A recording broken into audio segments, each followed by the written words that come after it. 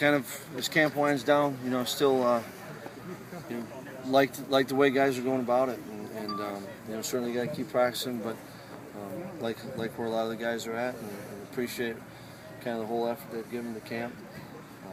It was good to get Isaac back, getting some work done, and all in all, a productive day. Certainly some stuff that we'll see on the film.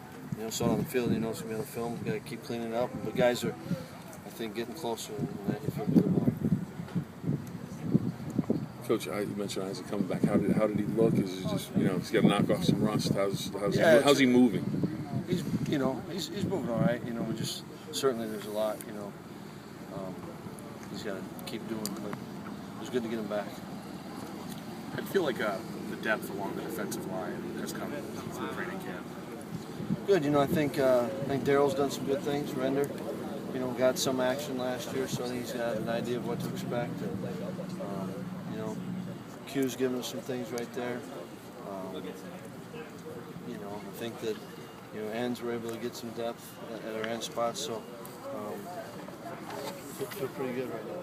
One of the things you got to be happy about this camp is the depth you're getting in a lot of positions you probably didn't have this time a year ago. I think you're right there. You do feel like there's some, maybe a couple more that we do have some depth. Some spots I think where guys are kind of creating niches for themselves, and so I think we are, slowly building some. Have you enjoyed how Gabe and Artie have sort of pushed each other at the center position? Yeah, I think that goes on with, we're talking about with depth. I mean, depth creates competition, and there's nothing better, for any athlete than to have to compete. Compete for your job, and if you're, a guy like, it's got a job kind of lined up. You're competing to be the best you can be, so you can be the best at that position.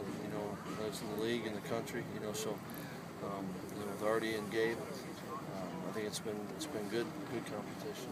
Do you have a timetable for when you want to name one of those guys a starter? No. So speaking of depth, Shane and Anthony are two guys that have really solidified their starting position. I think they're having good camps. They are, and I think I was talking to Shane earlier, and thought the same thing. It's fun to see him flying around. Looks like he's playing very confident. Certainly he's played enough snaps, and as far as just football, but I think he's feeling real comfortable about what he's being asked to do, and therefore I think he's turning it loose a little bit more. And the more you're around Gonzo, I think he's a smart football player, and obviously has some talent. And each day he goes, and both of them show up each practice, doing some things that you said that's a very good linebacker play. So I agree with that. You like him at the line? Yeah, I like him anywhere in the field. I mean, the linebacker spot. Yeah, he can play either position. I think he can.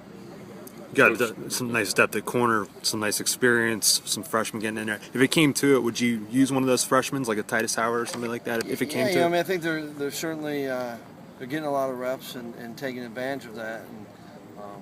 And I feel Trenton missed a couple practices, but getting him going again, Titus going, Jamal's just, I think, a lot of us forget, didn't go through spring ball and coming back off the knee.